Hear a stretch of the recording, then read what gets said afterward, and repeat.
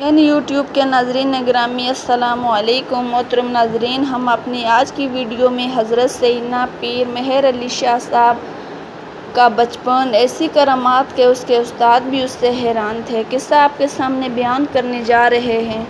ناظرین گرامی، میری آپ سے گزارش ہے، ویڈیو دیکھنے سے پہلے ویڈیو کو لائک کریں اور چینل کو سبسکرائب کر دیں تاکہ اس طرح کی اور بھی ویڈیو آپ کے لیے لا سکیں۔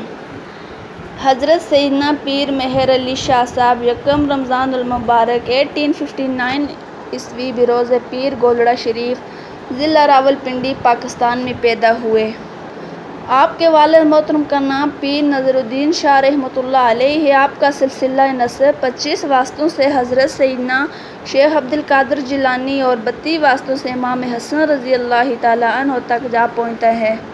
حضرت پیر مہر علی شاہ صاحب رحمۃ اللہ علیہ نے 4 سال کی عمر میں قرآن پاک ناظرہ شروع کیا۔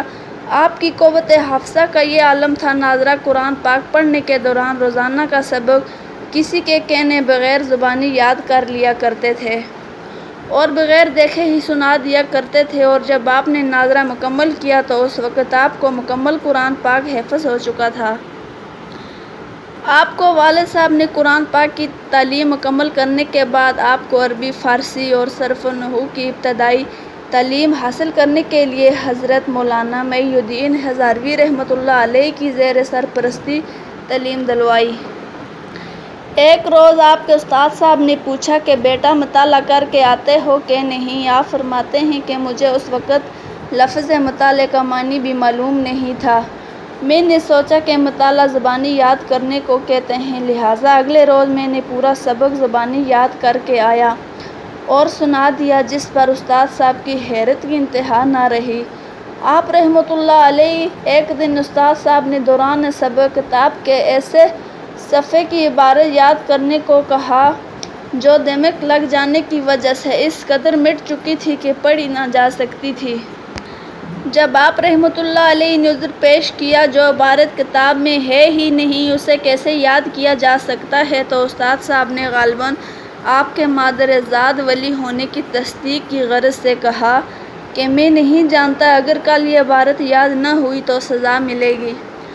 آپ فرماتے ہیں کہ میں آبادی سے باہر ایک درخت کے نیچے مطالعہ وغیرہ کیا کرتا تھا کہ اس دوران میں وہیں بیٹھ کر اس عبارت کے بارے میں بہت کوشش کی، لیکن کتاب دماغ زدہ تھی اور عبارت مجھے سمجھ نہ آئی۔ بہت کوشش کے باوجود بھی بے سود رہا۔ آخرکار سر اٹھا کر بارگاہ الہی عز و جل میں عرض کی، اے رب العالمین، بے شک تو جانتا ہے کہ یہ عبارت کیا ہے، اگر تو مجھے بتلا دے تو میں استاد کی سزا سے بچ جاؤں گا۔ یہ کہنا تھا کہ اچانک درختوں کے پتوں میں سبزی ماحل عبارت نمودار ہوئی، جسے میں نے حفظ کر لیا اور اس وقت جا کر استاد صاحب کو سنا دی۔ انہوں نے کچھ شعبہ کا اظہار کیا۔ میں نے کہا، اگر مجھے اس کے صحیح ہونے کا اس قدر یقین ہے اور اگر اس کتاب کے مصنف بھی قبر سے باہر نکل آ کر یہ کہیں کہ یہ عبارت غلط ہے تو میں ان کو بھی نہیں مانوں گا۔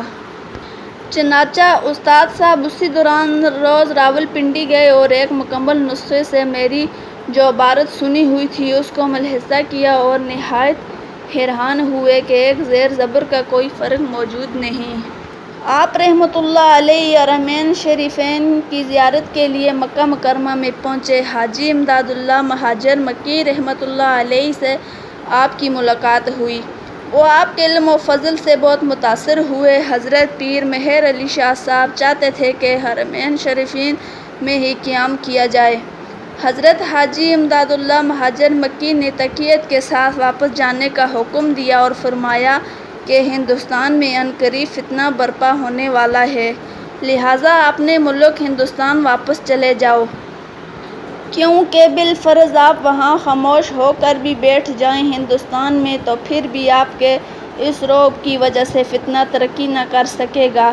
پیر مہر علی شاہ صاحب فرماتے ہیں کہ ہم حاجی امداد اللہ مہاجر مکی کے اس کشف کو اپنے یقین کی روح سے مرزا قادیانی کے فتنے کی تعبیر کرتے ہیں۔ حضرت حاجی امداد اللہ مہاجر مکی کی پیشگوئی کے مطابق آپ نے فتنہ قادیانیت کی سازشوں پر پانی پھیر دیا۔ آپ رحمۃ اللہ علیہ شمس الہدایہ نامی کتاب لکھ کر حیات مسیح صلیٰ السلام پر زبردست دلائل قائم کیے۔ مرزا قادیانی ان دلائل کا جواب نہ دے سکا۔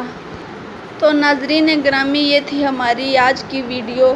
اگر پسند آئی ہو تو لائک کر دیں اور چینل کو سبسکرائب کر دیں۔ اللہ حافظ۔